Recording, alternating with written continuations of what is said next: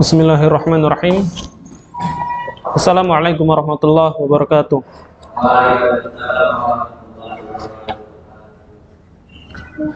Alhamdulillahi rabbil alamin, wassalatu wassalamu ala anbiya'i wal mursalin wa ala alihi wa man tabi'ahum bi ihsanin ila yaumiddin. Wa asyhadu an la ilaha illallah wahdahu la syarikalah wa asyhadu anna Muhammadan abduhu wa rasuluhu la nabiyya wa la rasulahu ba'da. Baik. Ikhwati fid din, a'azzanallahu wa iyyakum. Kita buka. Semuanya udah ada ya. Buku Aqidatut Tauhid ada semuanya kan?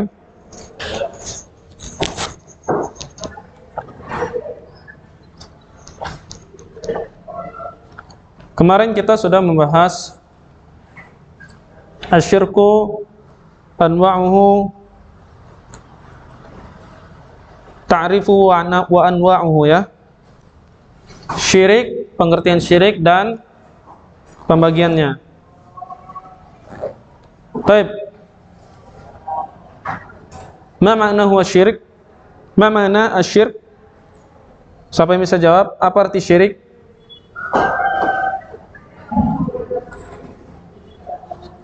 Nggak tahu, lupa. Padahal di buku ada itu.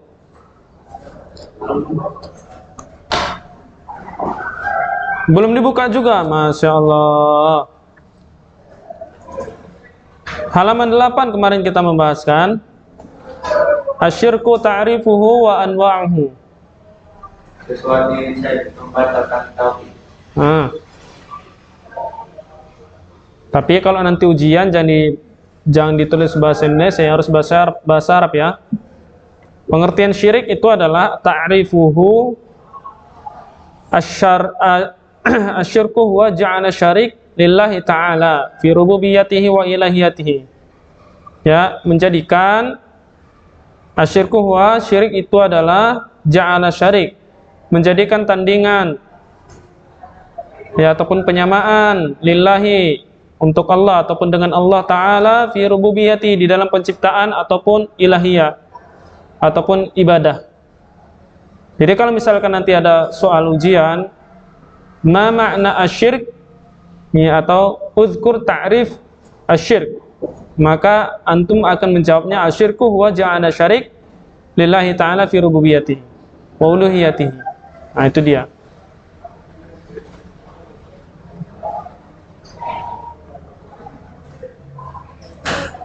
Kemudian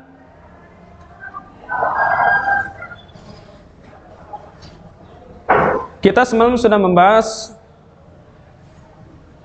tentang syirik juga, yaitu ada beberapa perkara tentang kejadian-kejadian masalah kesyirikan. Yang pertama adalah li'annahu tasbih lil makhluk bil khaliq. Nah itu tentang perkara bahwasanya syirik itu termasuk a'zamud dzunub, yaitu dosa yang paling besar. Kenapa? Nah, yang pertama adalah karena seseorang makhluk itu menyamakan antara pencipta dan yang diciptakan. Nah itulah. Maka kalau nanti ada soal ataupun Ustaz buat soal ujian ya, limadza asyirku a'zamudz dzunub? Ya, kenapa syirik itu termasuk dosa yang sangat besar? Maka antum akan rinci. Yang pertama itu li'annahu tasbih lil makhluk bil khaliq. Yang pertama tuh ya, fi khasaisil ilahiyah, menyamakan antara pencipta dan yang diciptakan. Itu salah satu, makanya syirik itu termasuk dosa besar. Kemudian yang kedua adalah anallaha akhbara annahu la yaghfiru liman lam yatub minhu. Yang kedua, kenapa syirik itu termasuk dosa besar? Karena sesungguhnya Allah Subhanahu wa taala memberikan kabar Ya, bagi siapa yang tidak bertobat ketika dia berbuat syirik, maka dosanya tidak akan diampuni. Kemudian yang ketiga, anna syirku yahbitu jami'ul a'mal. Ya, syirik itu termasuk pembatal-pembatal pahala ataupun amal yang sudah dikerjakan. Kemudian yang kelima, ya anna syirka halalud dam wal mal. Ad-dam, mana ad-dam? Darah. Wal mal, mal apa artinya? Harta. Jadi orang yang berbuat syirik berhak untuk dibunuh. Ya, dan berhak hartanya itu diambil. Kemudian yang keenam, anna syirka akbarul kabair. Sesungguhnya syirik itu akbarul kabair, adalah dosa yang paling besar.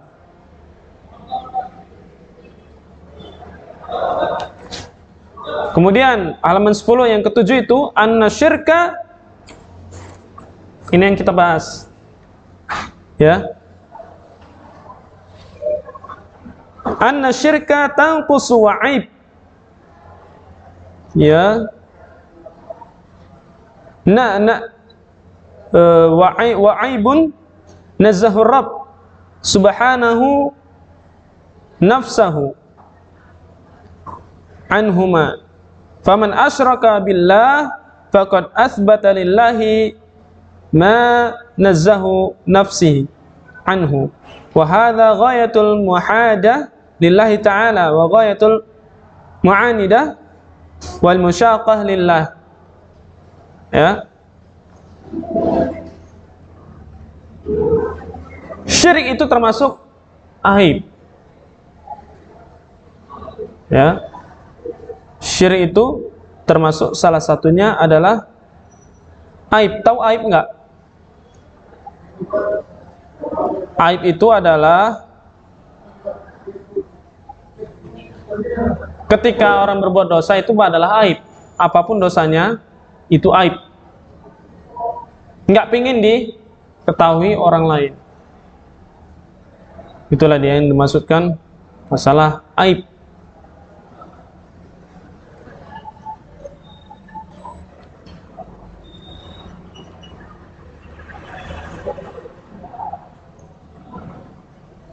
Dan juga syirik ini termasuk kekurangan. Ya. Tanqusu wa aibu. Kekurangan. Maksudnya kekurangan di sini dan aib adalah syirik adalah sesuatu kekurangan dan aib yang Allah Subhanahu wa taala menyucikan diri dari keduanya. Karena itu, barang siapa berbuat syirik kepada Allah Subhanahu wa taala, berarti dia menetapkan Allah Subhanahu wa taala apa yang dia mensucikan, menyucikan diri daripadanya. Dan ini adalah puncak pembangkangan kesombongan, ya. Wa ghayatul mu'anidah. Mu'anid itu artinya bandal, sombong. Ya, dan permusuhan kepada Allah Subhanahu wa taala. Jadi tauhid itu termasuk adalah mensucikan Allah Subhanahu wa taala, mengesahkan Allah Subhanahu wa taala. Sedangkan syirik ini adalah termasuk perbuatan yang kotor dan aib. Nah, itulah dia maksudnya. Paham kan sampai sini kan? Oke, baik. Masih halaman 10 dibuka ya. Ini pelajaran kita nih sekarang. Anwa'u syirk, asyirku naw'an. Naw'un apa artinya? Nggak tahu. Aduh, kelas 9 naw'un masa nggak tahu sih. Naw'un artinya pembagian. Nah, jadi kalau anwa' di dalam pelajaran shorof, anwa' itu termasuk apa ini? Jama'. Kalau jadinya naw'an, musanna untuk dua. Udah lupa ya, kebanyakan daring ya kan di rumah. Daring sambil main game ya kan. Aduh, ikhwan.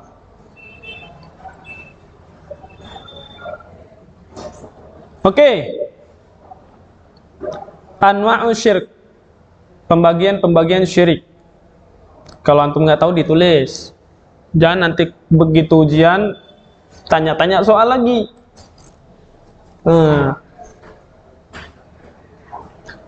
Asyirku naw'an. Syirik itu ada dua pembagian ataupun dua jenis. An-naw'ul awwal, pembagian yang pertama,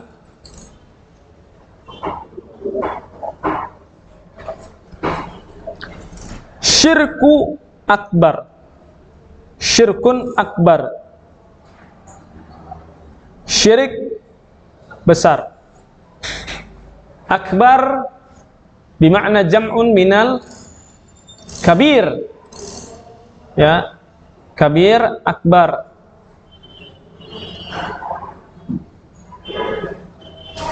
Syirik besar yang pertama. Yakhruju minal millah. Bimakna mada?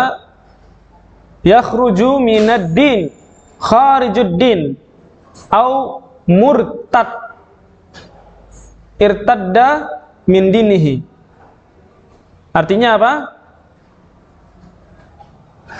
Dapat mengeluarkan seseorang dari agama. Millatun bimakna ad-din, agama. Yakhruju, dapat mengeluarkan seseorang minal millah. Millah itu ad-din.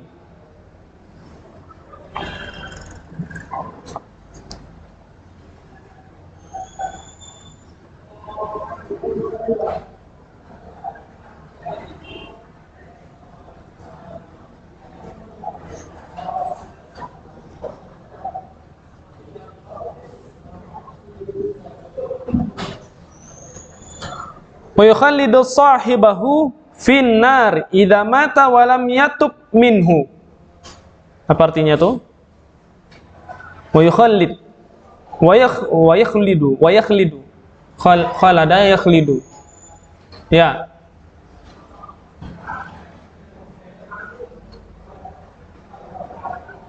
Dan menjadikan kekal. Artinya kekal ya. Yakhlidu itu artinya kekal. Afwan. Sahibahu bimana sakh ataupun al-insan. Finnar idza mata wa lam yatub minhu. Ya, idza mata, apabila mati dan kemudian dia belum bertaubat. Wa lam yatub minhu.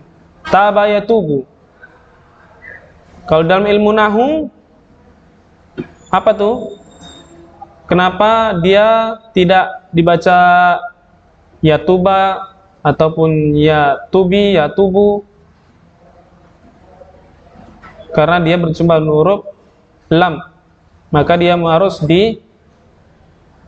dimatikan. Walam yatub. Jadi kekal di neraka.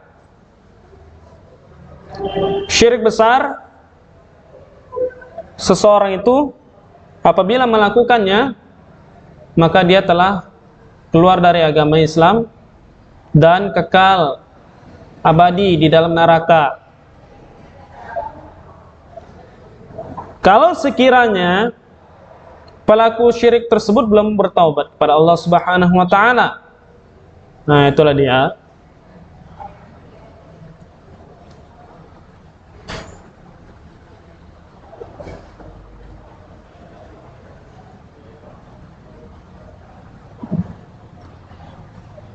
Wa huwa sarfun syai' min anwa'il ibadah li ghairillah.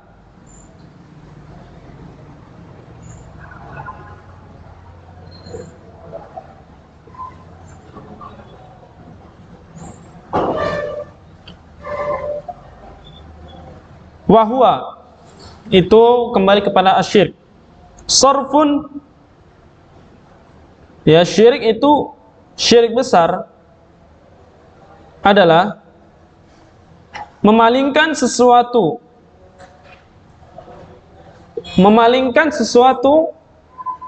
dari bentuk ibadah kepada selain Allah. Li ghairillah itu kepada selain Allah. Kadua ghairullah, seperti berdoa kepada selain Allah. Wat takarrub, mendekatkan diri.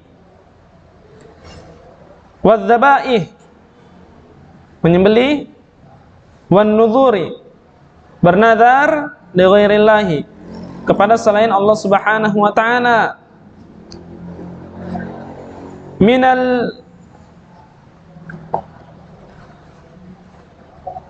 Minal kuburi wal jin wasyaitan, baik dia itu dilakukan kepada kuburan, makbarah, ahli kubur, dan kemudian kepada jin, dan kemudian kepada syaitan. Taib. Syirik besar, contohnya jikalau seseorang itu berdoa kepada selain Allah, apa saja, ya, baikkah dia itu berdoanya meminta langsung sama penghuni kuburan yang sudah mati, karena dia menganggapnya yang sudah mati ini adalah ulama, alim ulama, ya, dia meminta kepada yang sudah mati. Ini dosa besar, ya, dosa besar, yakhruju minal millah, nggak boleh.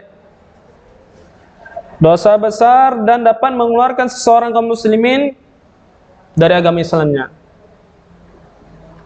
Batallah amal kebaikan dia. Yang nggak usah jauh-jauh ya kawan ya. Di India, antum tahu India kan? Ya, India itu sudah menjadi lumrah. Yang namanya masjid itu pasti ada jimatnya di sana. Nah, kalau antum suka nonton India itu pasti di situ. Kemudian yang namanya masjid itu di kiblatnya itu udah menjadi biasa kalau ada kuburannya di depan.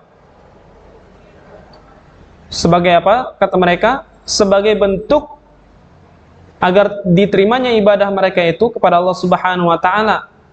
Perantaranya adalah kuburan. Itulah, mau berdoa mereka, bahkan menyembelih pun seperti itu. Bernazar, mendekatkan diri, bermunajat kepada Allah Subhanahu wa taala. Mereka itu ibadahnya tuh di dalam masjid yang ada kuburannya. Dan nanti habis itu orang itu masang jimat di pintu-pintu ininya apa, pintu masjidnya. Seperti itu. Nah, ini termasuk dosa besar. Alhamdulillah ya, kalau daerah kita ini Sumatera Utara ya, walaupun nggak banyak sekali, tapi sudah terlihat gitu ya. Apalagi sebagian masjid kita, kalau antum pernah daerah Serdang Bedagai, itu rata-rata masjid itu walaupun nggak di dalam kuburan, tapi di lingkungan kuburannya itu mereka itu bangun, di dalam lingkungan masjid itu ada kuburan-kuburannya rata-rata. Ya, salah satu contohnya kalau di Medan tuh masjid raya kita, masjid raya. Nah, samping kanan kirinya itu ada kuburannya. Bahaya, Pak. Nah, jikalau seseorang itu berdoa walaupun kepada seorang alim ulama, ya, meminta agar dimintakan rezeki kepadanya, dilancarkan rezeki sebagai perantara, ini dosa besar. Wal jin, ataupun kepada jin, ya, pada jin, untuk datang ke dukun agar disembuhkan dari sakit COVID misalkan, ya, sembuh betul, tapi habis itu antum dosa besar, batal 5 ibadah antum. Itulah kejadiannya. Wasyayatin, percaya sama dukun, sama peramal. Saat kalau percaya sama sulap kayak mana saat? Sulap. Kalau sulap ya ikhwan, itu trik. Memang sebagian besar sulap itu ada menggunakan mantra ataupun sihir, ya. Tapi kebanyakan sulap itu trik. Kosong, gak taunya memang betul-betul kosong, memang nggak ada, dibuang tadi mana gitu. Ya, siapapun bisa. Nah, ada, tiba-tiba nggak ada, gitu kan. Trik. Yang namanya trik, ya nggak ada masalah. Tapi kalau memang benar-benar bumi dibuat hilang kan gitu, bulan hilang, matahari dibuat hilang, kemana? Sembunyi di tangan nggak mungkin, mustahil. Ya itu bisa jadi sihir. Jangan percaya. Kuda kepang, jalan kuda kepang kan gitu kan, nonton jalan kepang. Apa hukumnya Ustaz? Ini termasuk kalau kita nontonnya itu paling tidak itu ada merupakan syubhat, perkara yang haram dan bisa jatuh nanti kesyirikan. Ya sekalian aja main jadi kuda kepang, nyantum dari gendang ke depan, gedung. Itu bisa jadi syirik. Itu betul-betul sihir itu. Ya. Makanya di dalam hadis Rasulullah SAW bersabda, man ataka hinan, ya, summa fasaddaqa bima yaqul faqad kafara ala unzila ala Muhammad. Faqad kafara bima unzila ala Muhammad. Barang siapa yang datangi dukun, kata Nabi SAW, datang kemudian dia percaya apa yang dikatakan sama dukunnya, maka dia telah kufur dari apa-apa yang dibawakan oleh Nabi Muhammad SAW. Dosa besar. Separah-parah apapun kalau kita penyakit, bala ataupun mudarat, ya, jangan sekali-kali mendatangi al-kahin, yaitu tukang orang pintar kalau bilang. Nggak boleh.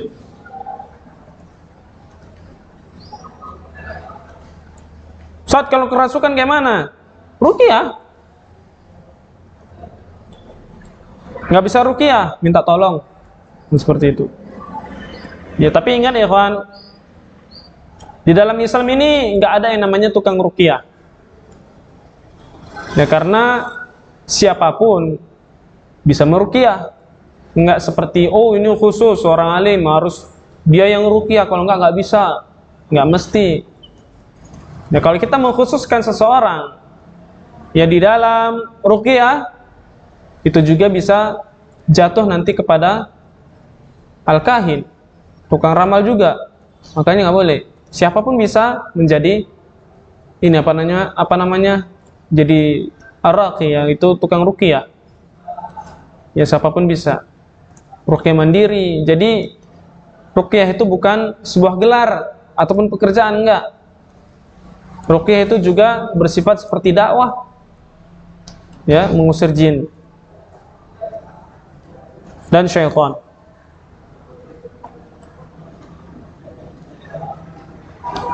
Kemudian ya, halaman 11 itu,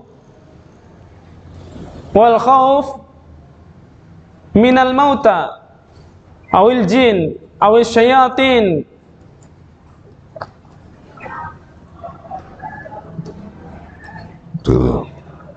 an yadurruhu au yamriduhu.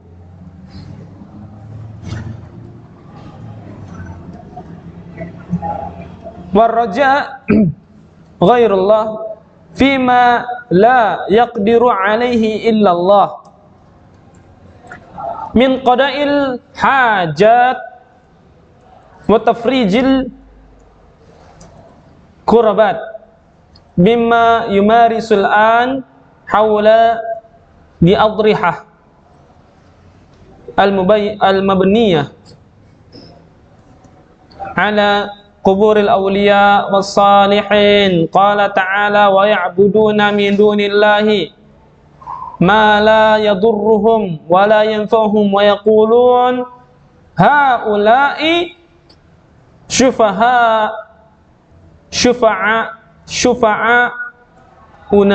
indallahi.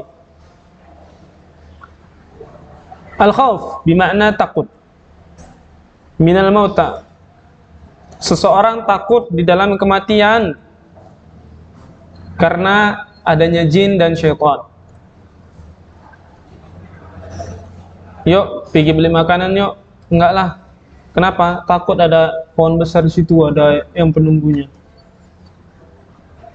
Keyakinan seperti itulah bisa jatuh kepada kesyirikan. Membuang air kecil, jangan. Permisi dulu mbak, permisi. Itulah juga bisa jatuh ke dalam kesyirikan. Mau buang air kecil silakan, buang air kecil. Nggak ada air Ustaz, istinja, tanah banyak. Nggak ada tanah Ustaz, pakai daun pun boleh. Nggak ada daun Ustaz, apapun jadi. Yang penting istinja. Seperti itu. Kadang kalau yang namanya iman ini memang ya goyang ya, kalau ada latihan pramuka itu gelap gulita. Nanti antum buang air besar, buang air kecil nanti, ya udah silahkan.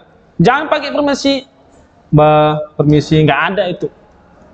Kalau seperti itu antum lakukan, ini bisa jatuh kepada al-khauf minal jinni wal syayatin. Takut kepada yang nggak ada nyatanya. Ini nggak boleh. Bisa jatuh ke dalam kesyirikan jadinya nanti. Ya. Takut sama kuntilanak karena nonton bioskop antum. Habis nonton bioskop nih, merinding gitu. Nggak ada. Itu namanya terkadang ya manusia itu sifatnya sudah dibodoh-bodohi dengan teknologi kita. Padahal penampakan asli syaitan ataupun jin itu ya kita nggak tahu. Memang sekilas diceritakan dalam Al-Quran itu memang ada terkhusus sifat ataupun ciri-ciri jin. Tapi itu beda-beda. Kalau pandangan normal aslinya, mata manusia itu tidak dapat melihat yang ghaib, termasuk syaitan dan jin. Cuman syaitan ini adalah yuwaswis. Kerjaan syaitan ini adalah menggoda terus, menghiasi yang namanya maksiat. Jadi kita harus berlindung, caranya berlindung kepada Allah Subhanahu wa taala, jangan berlindung kepada jin dan syaitan. Bisa jatuh kepada syirik jadinya. Ya. Kemudian juga termasuk berharap kepada selain Allah Subhanahu wa taala di dalam takdir. Ini enggak boleh. Ya. Antum datangi orang pintar. Kemudian berkonsultasi tentang masalah pakai mana lah ini. Udah nggak lancar lagi rezeki gara-gara PPKM ini Pak. Mbah.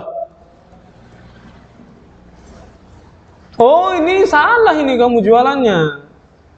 Kamu jualan bakso dandangnya yang bolongannya di atas. Sesekali jualan bakso dandangnya terbalik gitu misalkan begitu. Atau kasih ludah kamu sedikit. Nah seperti itu kata dukunnya. Nggak yakin. Terkadang seseorang itu yang masih jualan-jualan ini ya kawan, kurang yakin yang namanya rezeki. Min haitsu la yahtasib. Rezeki Allah itu akan Allah berikan, nggak yakin dia.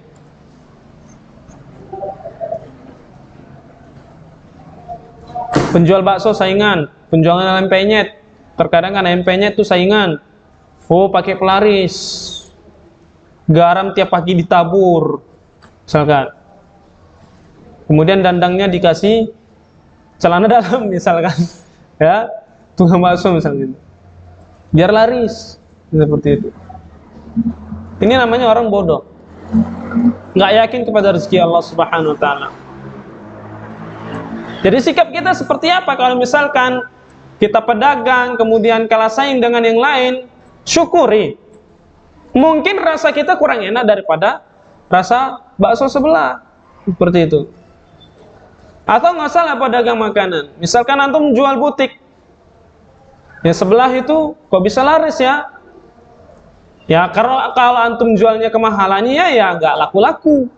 Barang sama, nggak taunya antum jual yang beda harganya, antum lebih mahal. Ya iya, ini terkadang manusia seperti itu, nggak laris. Punya aku seperti ini ya, datanglah minta pertolongan kepada orang pintar, jatuh kepada syirikan.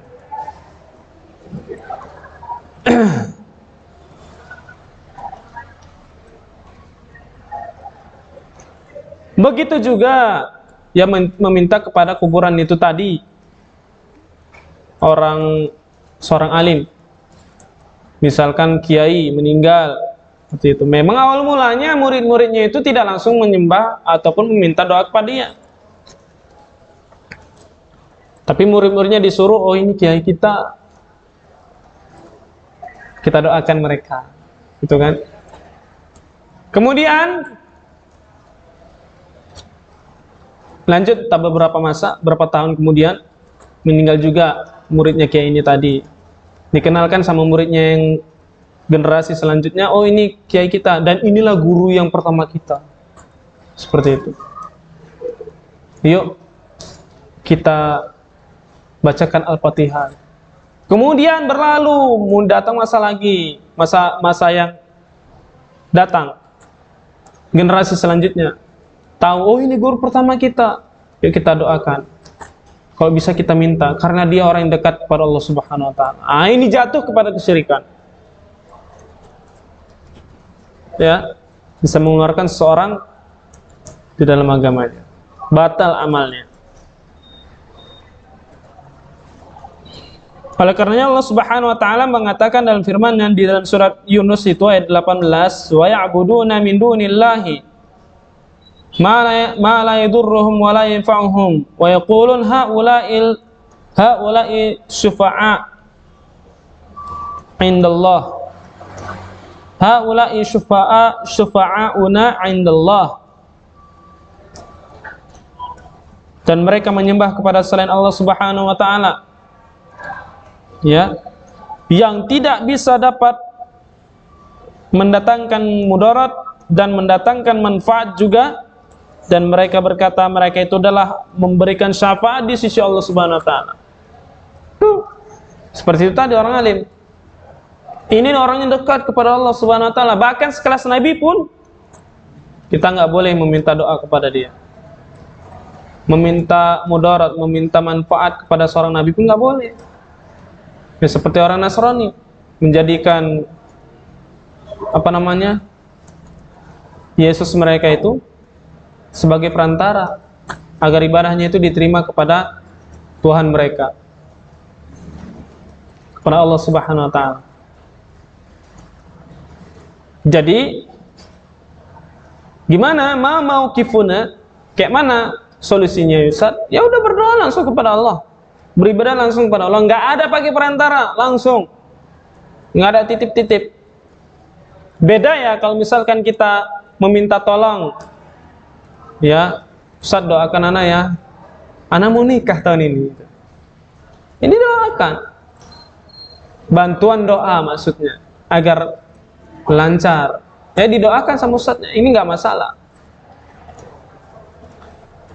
Ya beda dengan yang udah mati itu tadi.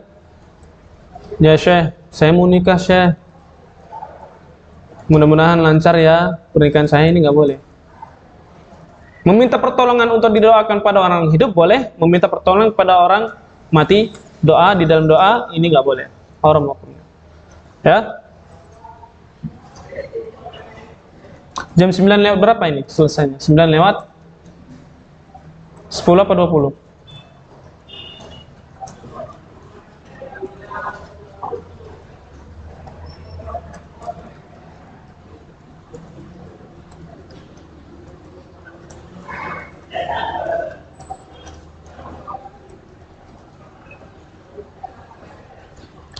Sembilan lewat 10 ya.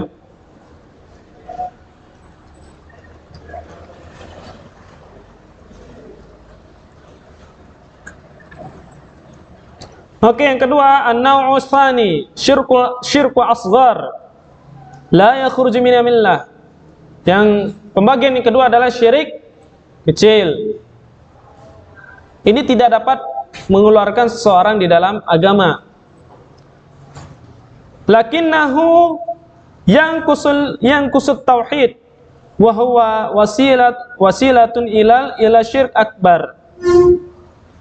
Ya, walaupun dosa syirik ini tidak mengeluarkan seseorang agama seseorang itu dari Islam, tidak mengeluarkan dari agama Islam, tapi bisa berkurang derajat tauhid itu tadi. Dosanya besar juga. Dosanya besar walaupun dia tidak mengeluarkan seseorang dari agama Islam, tapi dosanya besar. Dan bisa juga sampai kepada syirik besar ujung-ujungnya. Nah, itulah dia syirik kecil. Makanya jangan sepele ya, Pak. Masalah syirik kecil ini nanti kita akan menjelaskan masalah pembagiannya. Ya, jangan sepele tentang masalah syirik kecil. Dosanya juga besar dan bisa juga jadi nantinya syirik besar ketika seseorang melakukan syirik kecil itu tadi. Ya, wahwa qisman, dan ini ada dua bagian juga syirik kecil. Al-qismul awal syirkul zahir. Bima'na mada? Zahir. Apa arti zahir? Zahir. Nggak tahu juga deh. Masya Allah. Syirik yang nyata, terlihat, zahir.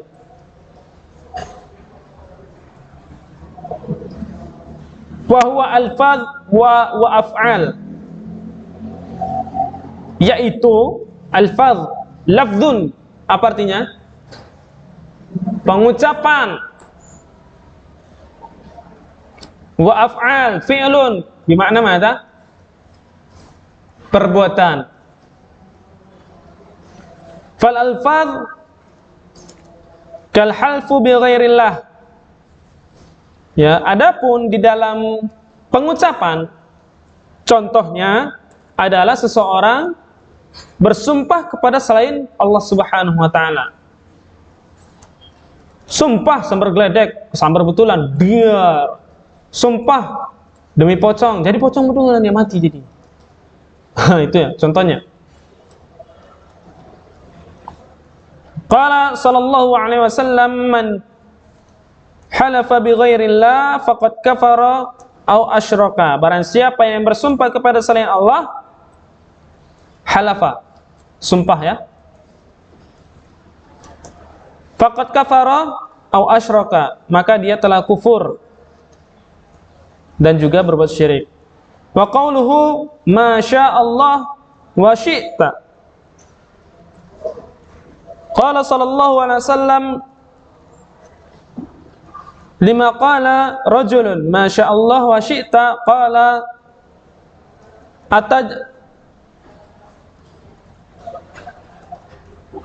ini salah ini ya paragrafnya ini. Ataj'alni lillahi niddan qul ma sya'allah wahdah.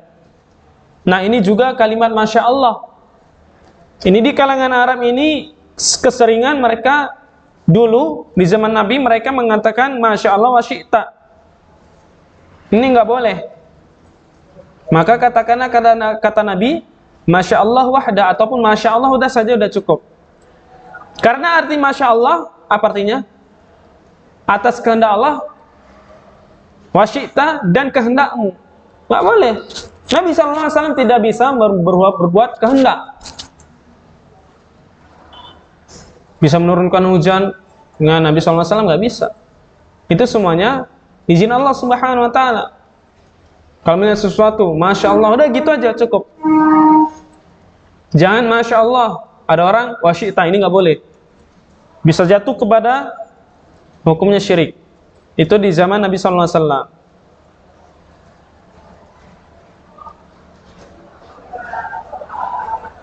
Wa qawluhu laulallah fulan. Nah, ini juga nggak boleh. Ya. Kalau bukan karena Allah dan juga si fulan ini nggak boleh. Ya sama seperti kita berobat sama dokter. Untung ada dokter ini bisa menjadi perkara syirik jadinya. Kalau nggak ada dokter ini nggak bisa selamat aku. Ini nggak boleh. Tapi katakanlah waswab an yuqal masya Allah summa fulan. Ya dengan izin Allah Subhanahu Wa Taala dari dokter ini. Nah itu boleh. Karena dokter ini alhamdulillah aku disembuhkan oleh Allah Subhanahu Wa Taala. Ini boleh. Ya. Jadi kalau nggak ada dokter ini nggak bisa selamat itu. Ini salah. Bisa jatuh di dalam kesyirikan. Walau Allah summa fulan li'anna summa at-tartib ma'at tarakhih.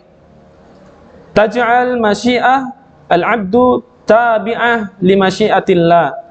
Kama qala Allah Ta'ala, wa ma tasha'una illa an yasha Allahu rabbul alamin. Jadi sekilas seperti itu ya ikhwan ya. Jadi kalau kita berobat, keyakinan itu penyembuhan tetap dari Allah Subhanahu wa taala, cuman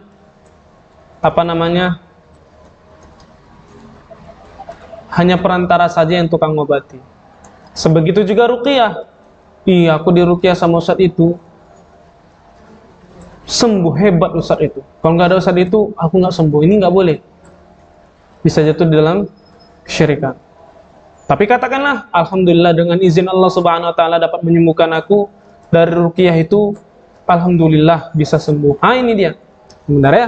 Baik. Mudah-mudahan bermanfaat bagi kita semua.